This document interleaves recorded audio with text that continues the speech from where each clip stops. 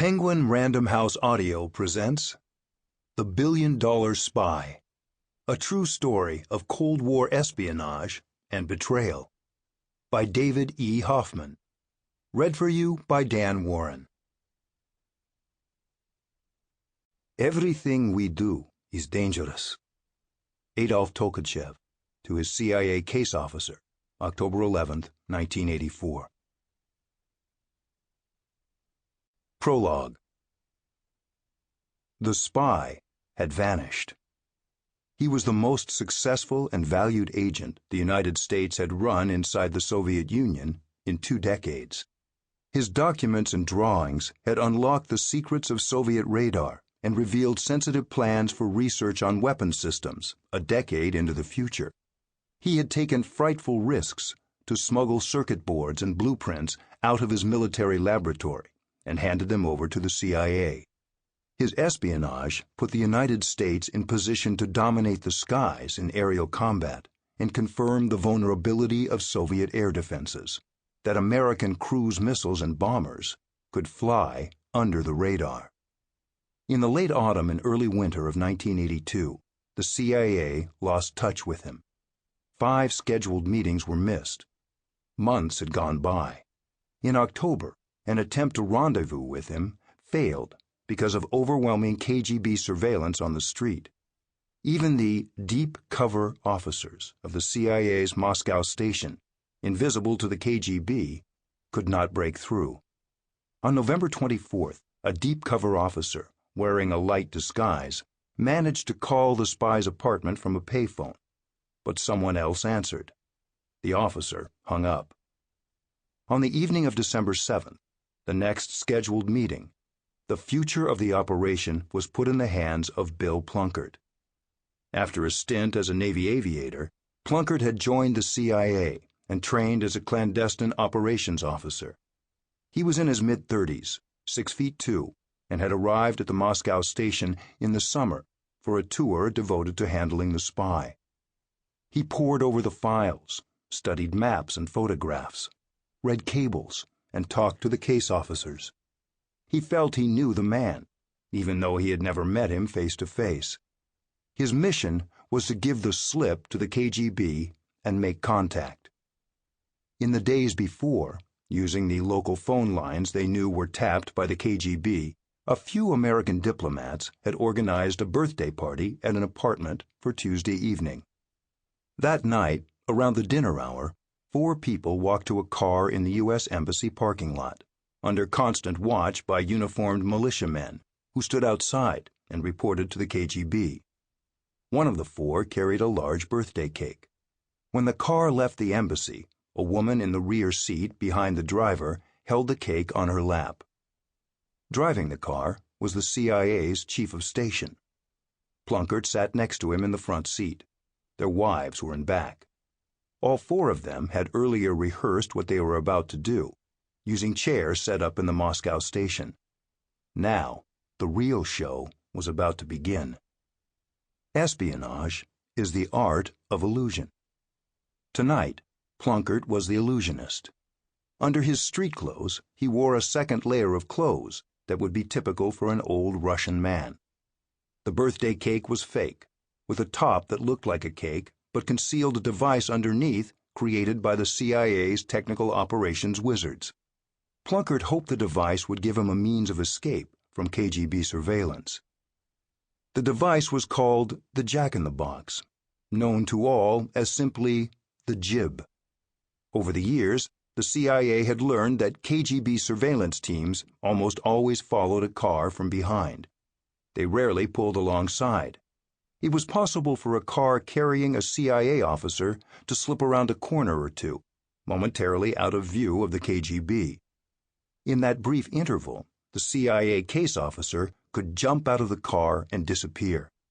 At the same time, the Jack-in-the-Box would spring erect, a pop-up that looked in outline like the head and torso of the case officer who had just jumped out. To create it, the CIA had sent 2 young engineers from the Office of Technical Service to a windowless sex shop in a seedy area of Washington, D.C., to purchase 3 inflatable, life-sized dolls. But the dolls were hard to inflate or deflate quickly. They leaked air. The young engineers went back to the shop for more test mannequins, but problems persisted.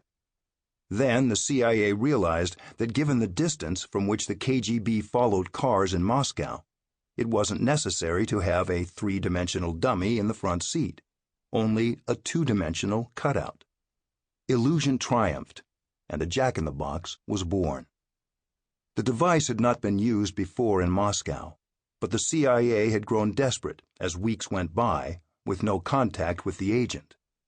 A skilled disguise expert from headquarters was sent to the Moscow station to help with the device and to bring Plunkett some sterile clothing that had never been worn before, to avoid any telltale scents that could be traced by KGB dogs, or any tracking or listening devices that could be hidden inside.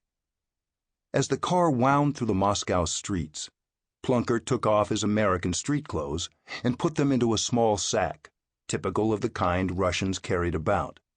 Wearing a full face mask and eyeglasses, he was now disguised as an old Russian man.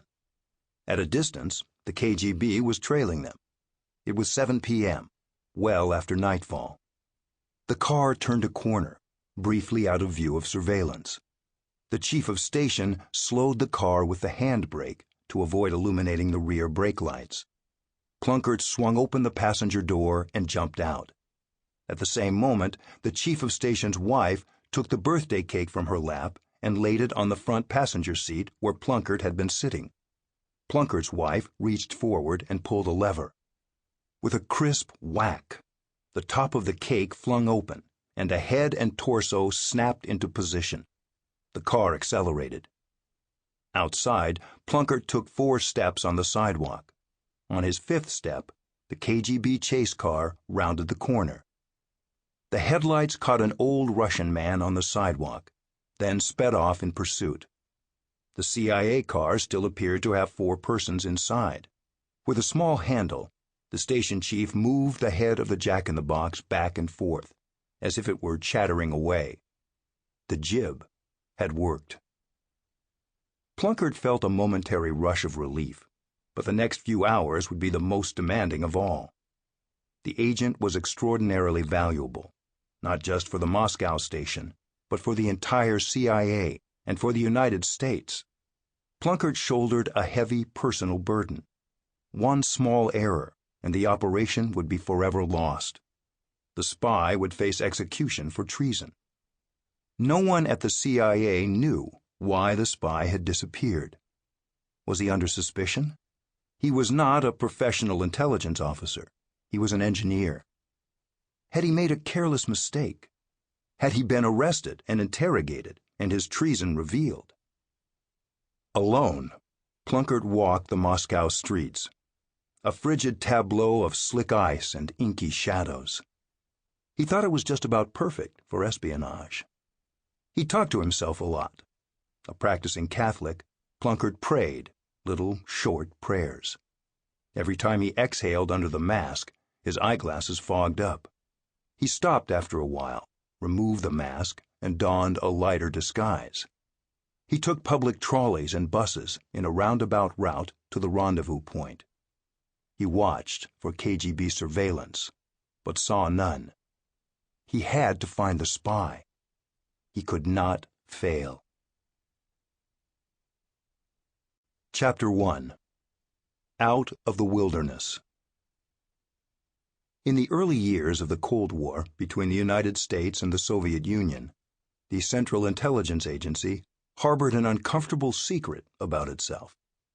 The CIA had never really gained an espionage foothold on the streets of Moscow. The agency didn't recruit in Moscow because it was just too dangerous. Immensely dangerous, recalled one officer, for any Soviet citizen or official they might enlist. The recruitment process itself, from the first moment a possible spy was identified and approached, was filled with risk of discovery by the KGB, and if caught spying, an agent would face certain death. A few agents who volunteered or were recruited by the CIA outside the Soviet Union continued to report securely once they returned home, but for the most Sample complete. Ready to continue?